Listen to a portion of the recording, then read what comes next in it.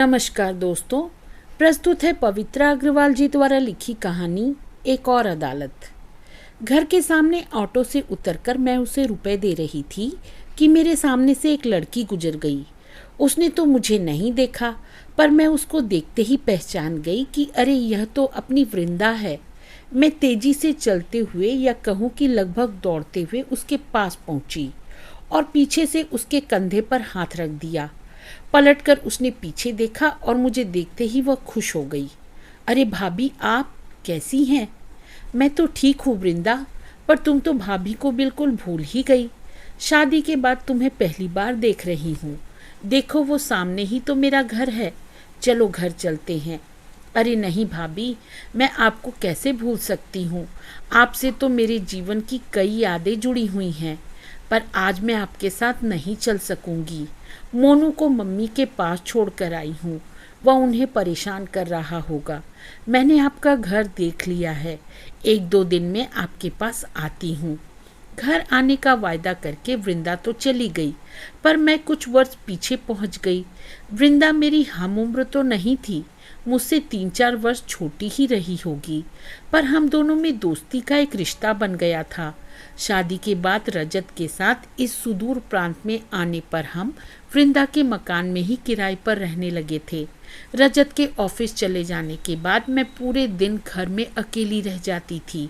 रजत lunch लेकर जाते थे तो करीब करीब सब काम उनके सामने ही निपट जाता था। भरे पूरे परिवार से आई थी, इसलिए यहाँ अकेलापन कुछ ज़्यादा ही परेशान करता था और मैं बहुत उदास हो जाती थी। पास पड़ोस में सभी लोग तेलुगु भाषी थे। उन्हें हिंदी नहीं आती थी और मुझे तेलुगु नहीं आती थी। बस ऐसे ही क्षणों में मकान मालिक की बेटी वृंदा कभी कभी मेरे पास आ जाती थी। उसे बहुत अच्छी हिंदी आती थी और वो खूब वाचाल थी। उससे मिलकर मेरी उदासी न जाने कहाँ गायब हो जाती थी। उसके परिवार में भी उसका कोई हमउम्र ना था। पास में कोई सखी सहेली भी नहीं थी। इसके साथ ही जवानी में कदम रखते ही घर वालों ने उस पर कुछ अधिक ही पाबंदियां लगा रखी थी। उसे भाई कॉलेज छोड़ने जाता था, वही कॉलेज से लेकर आता था। कभी मुझे अपनी गृहस्थी के लिए कुछ सामान लेने बाजार जाना होता था तो वृंदा की मम्मी से अनुमति लेकर मैं उसे अपने साथ ले जाती थी। वृंदा ने बताया था कि भाभी, मेरे घर वाले तो मुझे किसी सहेली के साथ भी बाहर नहीं जाने देते। पता नहीं आपके साथ बाहर जाने की परमिशन कैसे मिल जाती है। एक दिन हम दोनों बाजार जा रहे थे, तब हमें बाजार में एक लड़का मिला और उसे देखते ही वृंदा ऐसे चहकी जैसे उसकी लॉटरी का नंबर निकल आया हो। उसने परिचय कराया था। भाभी, यह मेरी बुआ का बेटा नागेश है और नागेश यह है मेरी सखी सहेली भाभी। कुछ भी कह लो, वैसे मैं इन्हें भाभी कहती हूँ। नागेश खुश होता हुआ बोला, फिर तो यह मेरी भी भाभी हुई। मैं भी आपको भाभी कह सकता हूँ ना? हाँ, क्यों नहीं। चलिए फिर इसी बात पर पास के रेस्टोरेंट में कुछ ठंडा गर्म हो जाए। मुझे दुविधा में देखकर वृंदा मेरा हाथ पकड़कर लगभग घसीटते हुए बोली, चलिए ना भाभी, देखिए बाहर कितनी गर्मी है, बैठकर कुछ ठंडा पीते हैं। वह लोग आपस में तेलुगु भाषा में बात करते रहे, जो मुझे समझ में नहीं आती थी। बीच बीच में हिंदी में बात करके मुझसे भी कुछ इस तरह जुड़ने का प्रयास करते जैसे बेसब्र बच्चे को टॉफ़ी देकर बहलाते हैं। लौटते समय वृंदा बोली, भाभी एक रिक्वेस्ट है, घर में किसी से भी यह मत कहना कि हमें मार्केट में नागेश मिला था।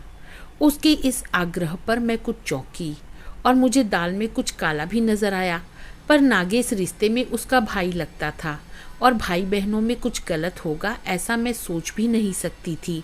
फिर क्या वजह है कि वह इस मुलाकात को अपने घर वालों से छुपाना चाहती है? अतः मैंने उससे पूछ ही लिया था, वृंदा, नागेश तुम्हारा रिश्तेदार है, फिर तुम इस मुलाकात को घर वालों से छिपाना क्यों चाहती हो? इसकी एक वजह है भाभी, हम दोनों के परिवारों की आपस में नहीं पटती, या यूँ समझियो कि आपस में दुश्मनी है। हमारे मिलने की बात पर घर में तूफान खड़ा हो जाएगा, बस इसीलिए उन्हें नहीं बताना चाहती। हाँ, रिश्तों में ऐसा होता है, कभी कभी इतनी कड़वाहट आ जाती है कि वह एक दूसरे के जानी दुश्मन बन जाते हैं। पर अब नागेश अक्सर बाजार में मिलने लगा था। शुरू में तो मुझे लगता था कि यह एक महज इत्तेफाक है, किंतु वह इत्तेफाक नहीं था। शायद फ़ोन आदि पर पहले दोनों का प्रोग्राम तय हो जाता था। वृंदा की मम्मी मुझसे बहुत स्नेह करती थी। कभी कभी वह अपने काम के लिए भी मुझे वृंदा के साथ बाहर जाने के लिए कह देती थी, या वृंदा ही उनसे कोई फरमाइश करके मेरे साथ बाजार जाने का रास्ता निकाल लेती थी। उनमें कहीं कुछ ऐसा था जो मुझे सही नहीं लग रहा था। वे मात्र भाई बहन नहीं हैं, उनमें जरूर कुछ अलग तरह का लगाव है, पर वह क्या है यह मैं नहीं जान पाती थी। यद्यपि मैंने उनके बीच कोई अशोभनीय हरकत नहीं देखी थी, उनके लगाव के बीच कहीं कोई उलझन, कोई गुत्थी भी अवश्य थी। एक दिन वृंदा चिड़िया की तरह फुदकती और चहकती हुई मेरे पास आई और कोई गीत गिनगिनाते हुए मेरे गालों में बाहें डालकर ऐसे खड़ी हो गई जैसे कुछ कहना चाहती हो। मैंने उसे छेड़ते हुए कहा, क्या बात है, आज तो बड़ी रोमांटिक मूड में लग रही हो, कोई मिल गया है क्या? हाँ भाभी, आप तो मेरी दोस्त की तरह हो। मैं आपको अपनी राजदार बनाना चाहती हूँ। बस यही डर लगता है कि आप यह बात कहीं मेरे घर वालों से न कह दें। क्या मैं आप पर विश्वास कर सकती हूँ? हाँ वृंदा, क्यों नहीं। यदि तुम मेरे साथ कुछ शेयर करना चाहती हो तो कर सकती हो। उसने एक सहेली की तरह मेरे गले में फिर बाहें डाल दी और कान में फुसफुसाई, भाभी, आई एम इन लव। क्या? Are you serious? 100% सीरियस भाभी, आई एम इन लव। अच्छा, बड़ी बहादुर हो गई हो। कौन है वो? क्या सांत पड़ता है? नहीं भाभी, मेरे दकियानुसी माँ बाप ने मुझे कोएड में पढ़ने नहीं भेजा। मैं तो गर्ल्स कॉलेज में पढ़ती हूँ। लेकिन वह जो भी है आप उसे जानती हैं। मैं कैसे जानती हूँ? क्या वह कभी तुम्हारे या मेरे घर आया है? वह हमारे घर तो नहीं आता, पर आप उससे कई बार मिल चुकी हैं। पहेली मत बुझाओ वृंदा, मैं तो तुम्हारे साथ बस एक ही शख्स से मिली हूँ और वह है नागेश। बिल्कुल सही पहचाना आपने, मैं नागेश से ही तो प्यार करती हूँ। लेकिन वह तो तुम्हारी बुआ का बेटा है, रिश्ते में तुम्हारा भाई हुआ, उससे शादी कैसे हो सकती है? भाभी, हम लोगों में बुआ के बेटे से शादी करने का रिवाज है, यानी कि हम बुआ के बेटे से इश्क लड़ा सकते हैं। कुछ लोगों में मामा से भी हो जाती है। यह मेरे लिए नई जानकारी थी। अब तक नागेश के बारे में मैं इतना ही जानती थी कि वह वृंदा की बुआ का बेटा है, किंतु दोनों परिवारों में पटती नहीं है। इससे ज़्यादा ना तो कभी उसने बताया और ना मैंने जानने की कोशिश की। पर वृंदा की बात सुनकर अब मेरे मस्तिष्क में अनेकानेक प्रश्न व जिज्ञासाएं थी। जैसे वह क्या करता है, कहाँ तक पढ़ा है, इन दोनों परिवारों में झगड़े की क्या वजह है, क्या यह दूरी पाटी जा सकती है, क्या दोनों परिवार इस रिश्ते को स्वीकृति देंगे? पूछने पर वृंदा ने बताया कि मेरी एक अक्का यानी कि बड़ी बहन थी। उनकी शादी नागेश के अन्ना यानी कि बड़े भाई से तय थी। वह पढ़ाई पूरी करने अमेरिका गया हुआ था। जब वह लौट कर आया तो उसकी मार्केट वैल्यू बढ़ चुकी थी। उसने एक मिनिस्टर की लड़की से शादी कर ली। लड़की एमसीए थी। अब तो वे अमेरिका में सेटल हो चुके हैं। रिश्ता टूटने का अक्का को इतना सदमा लगा कि उन्होंने आत्महत्या कर ली। बस तभी से दोनों परिवारों के बीच दुश्मनी हो गई। नागेश क्या करता है, कहाँ तक पढ़ा है? पढ़ने में उसका भाई जितना तेज था यह उतना ही फिसडड्डी निकला। पढ़ने में उसका मन कभी नहीं लगा। जैसे तैसे इंटर पास किया था और अब अपने पापा का बिजनेस संभालता है। क्या तुम दोनों के घर वाले इस शादी के लिए तैयार हो जाएंगे? नहीं भाभी, यह बहुत मुश्किल है, बल्कि असंभव कहिए। अक्का की आत्महत्या के बाद पुलिस केस बन गया था। नागेश के भाई और पिता को पुलिस ने अरेस्ट भी कर लिया था, पर मंत्री जी के प्रभाव से वो लोग बच गए। इन हालात में दोनों परिवारों में से कोई भी तैयार नहीं होगा। जब तुम यह सब जानती थी, फिर भी प्यार करने के लिए तुम्हें उसी परिवार का लड़का मिला। लेकिन प्यार सीमाओं में कहाँ बंधता है? वह सोच विचार कर या प्लान बनाकर तो किया नहीं जाता, बस हो जाता है। सच भाभी, मैंने कभी नहीं सोचा था कि ऐसा होगा, पर हो गया। तुम बीएससी कर रही हो, वो इंटर पास है। यदि पिता ने उसे अपने व्यापार से अलग कर दिया तो उसके पास तो कोई ऐसी क्वालिफिकेशन भी नहीं कि वह अपने पैरों पर खड़ा हो सके। बस यही तो अड़चन है, तभी तो हम शादी के निर्णय को टाल रहे हैं। क्या तुम्हारे घर वालों को इस विषय में कुछ मालूम है? 2 साल पहले एक बार मुझे पापा ने उसके साथ देख लिया था, बस तभी से मुझ पर पाबंदियां लग गई थी। पर अब मैं प्यार से उससे आगे निकल गई हूँ, या उससे मिलती हूँ, यह बात अभी उन्हें नहीं पता है, वरना मेरी पढ़ाई छुड़वा कर घर बैठा लेते। प्यार में तुम कितना आगे बढ़ गई हो वृंदा, यह तो मैं नहीं जानती। मैं यह भी नहीं जानती कि तुम्हारे प्यार का क्या हश्र होगा। बस मैं इतना ही कहूँगी कि प्यार को अभी प्यार ही रहने देना, देह की सीमाएं मत लांघना और थोड़ी समझदारी से काम लेना। हमारे समाज में अब भी कदम कदम पर छोटी सी भूल के लिए भी लड़की को ही बहुत बड़ी कीमत चुकानी पड़ती है।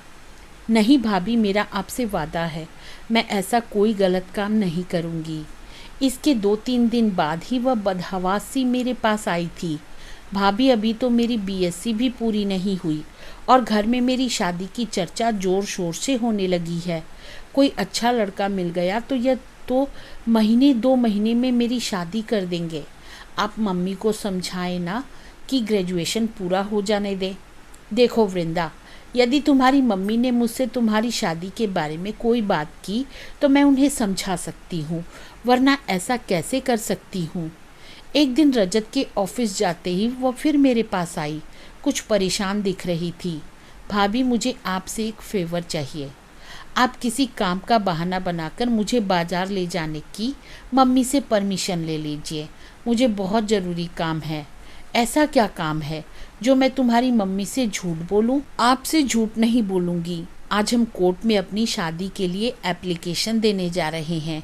इसके 1 महीने बाद हम कोर्ट में शादी कर सकेंगे। आपके काम के बहाने निकलकर मैं यह काम कर पाऊंगी। सॉरी वृंदा, मैं आंटी से झूठ बोलकर तुम्हारे इन उल्टे सीधे कामों में तुम्हारी कोई मदद नहीं कर सकती। जो मैं कर रही हूँ वह गलत है। हाँ, बिल्कुल गलत है। तुम्हारी यह क्षणिक भावुकता, एक गलत निर्णय तुम्हारे जीवन भर का पछतावा बनकर रह जाएगा। नहीं भाभी, ऐसा कुछ नहीं होगा। मैंने बहुत सोच विचार कर यह निर्णय लिया है। प्लीज़ भाभी, मेरी अंतिम बार यह मदद कर दीजिए, फिर आपसे कभी कुछ नहीं मांगूंगी। सॉरी वृंदा, मैं ऐसा नहीं कर सकूंगी। फिर उन्हीं दिनों हम मकान बदलकर दूसरी जगह चले आए थे। अचानक एक दिन वृंदा की मम्मी उसकी शादी का कार्ड देने आई। कार्ड खोलकर मैंने वर का नाम पढ़ा तो मन को बड़ी राहत मिली। इसका मतलब वृंदा ने नागेश का ख्याल दिल से निकाल दिया। चलो अच्छा हुआ। आंटी ने बताया था लड़का दिल्ली में इंजीनियर है, शादी भी वहीं जाकर करनी है। कभी कभी आंटी से मुलाकात होती थी तो वृंदा की राजी खुशी के समाचार भी मिल जाते थे। एक बार आंटी ने कथा कराई थी तो समाचार दिया था कि वृंदा के बेटा हुआ है। एक दिन अचानक उसे अपने घर आया देखकर मुझे बहुत खुशी हुई। मैंने उसे टोका, वृंदा मोनू को क्यों नहीं लाई? भाभी, वो सो रहा था तो मैं अकेली ही चली आई। वह उदास थी, फिर भी खुश दिखने का प्रयास कर रही थी, पर उसकी उदासी मेरी नज़रों से बच नहीं सकी। मैंने उसे छेड़ते हुए कहा, लगता है अकेली आई हो, मल्लेश साथ नहीं आए? नहीं भाभी, मल्लेश तो कुछ महीनों के लिए अमेरिका गए हुए हैं, अब आने वाले हैं। ओ, तो पति वियोग की वजह से चेहरा कुम्हलाया हुआ है। नहीं भाभी, ऐसी कोई बात नहीं है। मुझे ऐसा लगा जैसे वह किसी उलझन में है और कुछ कहना चाहती है। मैंने पूछ ही लिया, फिर क्या बात है, इस तरह अनमनी सी क्यों हो? कोई परेशानी है तो मुझे बताओ, कहकर मन हल्का हो जाएगा।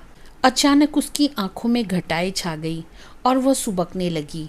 फिर उसने अपने को संभाला और बोली, भाभी, एक आप ही तो थी जिसे कभी मैंने अपना हमराज बनाया था, और आपने भी हमेशा सही सलाह देकर मेरे गलत कदमों को रोकने की ईमानदार कोशिश की थी। आपने ठीक ही कहा था कि कभी कभी एक गलत निर्णय जीवन भर का पछतावा बन जाता है। मेरी खुशियों को भी ग्रहण लग चुका है। मैं कुछ समझी नहीं, तुम किस गलत निर्णय की बात कर रही हो? मल्लेश से शादी करना एक गलत निर्णय था या नागेश से शादी न करना? लगता है आपको कुछ नहीं मालूम। आपके समझाने के बावजूद मैंने नागेश से शादी कर ली थी और यह मेरी ज़िंदगी की सबसे बड़ी भूल थी। उसकी चाहत ने मेरी ज़िंदगी में धुआं ही धुआं भर दिया। यह तुम क्या कह रही हो? तुम्हारी शादी का कार्ड पाकर मैंने तो यही सोचा था कि तुमने नागेश को अपने जीवन से निकाल दिया है। फिर तुमने मल्लेश से शादी क्यों व कैसे कर ली? नागेश से शादी के समय हम दोनों ने यह फैसला किया था कि कोर्ट में शादी करने की बात हम किसी को बताए बिना अपने अपने घर में रहेंगे, किंतु शादी के बाद वह मुझे इधर उधर बुलाकर रिश्ता कायम करना चाहता है। मेरी यह शर्त थी कि पहले अपने घर में मेरे लिए जगह बनाओ या फिर आत्मनिर्भर हो जाओ, तभी हम मिलेंगे। तो वह मुझे ब्लैकमेल करने लगा कि मेरी बात नहीं मानोगी तो मैं तुम्हारे घर में सबको बता दूंगा कि हमने शादी कर ली है। फिर वह तुम्हें घर से निकाल देंगे और मजबूरी में तुम्हें मेरे पास आना होगा। आखिर उससे तंग आकर मैंने यह बात घर में खुद ही बता दी। यह सुनकर तो घर में तूफान आ गया। फिर क्या हुआ? पापा का बीपी तो एकदम से हाई हो गया था, फिर भी वो यह सदमा झेल गए। मम्मी पापा ने पूछा, अब तू चाहती क्या है? मैंने कहा, गलती तो मुझसे हुई है, पर मैं उसके साथ नहीं रहना चाहती। नागेश के घर वाले भी यही चाहते थे। उसके घर वालों ने नागेश से कहा, या तो घर छोड़ दे या फिर तलाकनामे पर साइन कर दे, क्योंकि वह भी तेरे साथ नहीं रहना चाहती है। जबरदस्ती करेगा तो फिर पुलिस व कोर्ट कचहरी के चक्कर में फंसेगा और हम इसमें तेरा कोई साथ नहीं देंगे। इस तरह उसे घेर घार कर दबाव बनाकर उसके घर वालों के सहयोग से उससे तलाक हो गया और आपस में यह फैसला भी किया कि शादी की बात लोग नहीं जानते तो तलाक की बात भी अपने तक ही सीमित रखेंगे। इसका मतलब मल्लेश को भी इस विषय में कुछ नहीं पता? नहीं, मल्लेश इस विषय में कुछ नहीं जानते। शायद इसीलिए शादी भी दिल्ली जाकर की थी। नहीं, हम दिल्ली ही जाकर शादी करें, यह तो मल्लेश के घर वालों की इच्छा थी, क्योंकि वह इतनी दूर बारात लेकर नहीं आना चाहते थे। मम्मी पापा को भी यही ठीक लगा था। पर अब क्या प्रॉब्लम है? क्या मल्लेश को यह बात पता चल गई है? मल्लेश तो बाहर गए हुए हैं। मैं अपने ससुराल में थी, तभी एक गुमनाम पत्र ने यह भेद खोल दिया और सास ससुर अब यह ताना देने लगे हैं कि तुम्हारा यह बेटा भी कहीं उसी की औलाद तो नहीं, क्योंकि वह 8 महीने में ही पैदा हो गया था। मल्लेश के आने पर देखिए क्या होता है। क्या नागेश से कभी तुम्हारे पति पत्नी वाले संबंध बने थे? नहीं, कभी नहीं। फिर तो यह बच्चा मल्लेश का ही है। हाँ भाभी, पर मल्लेश इस सच पर विश्वास क्यों करेंगे? मल्लेश पढ़ा लिखा इस जमाने का लड़का है। हो सकता है कुछ समझदारी से काम ले, वरना डीएनए टेस्ट से यह सिद्ध हो जाएगा कि वह उसका पिता है या नहीं। हाँ भाभी, ऐसे टेस्ट के विषय में तो मैंने भी सुना है। चलो, इससे उनको यह तो विश्वास हो जाएगा कि मोनू उन्हीं का बेटा है। रहा सवाल मेरी पहली शादी और तलाक का, जो उनसे छिपाया गया था, तो अब गलतियां की है तो उनके परिणाम भुगतने को तैयार तो रहना ही होगा। मैं कल दिल्ली वापस जा रही हूँ। 2 दिन बाद मल्लेश की अदालत में हाजिर जो होना है। तो दोस्तों, मुझे उम्मीद है यह कहानी आपको पसंद आई होगी। अब मिलती हूँ अगली कहानी के साथ, तब तक के लिए अलविदा।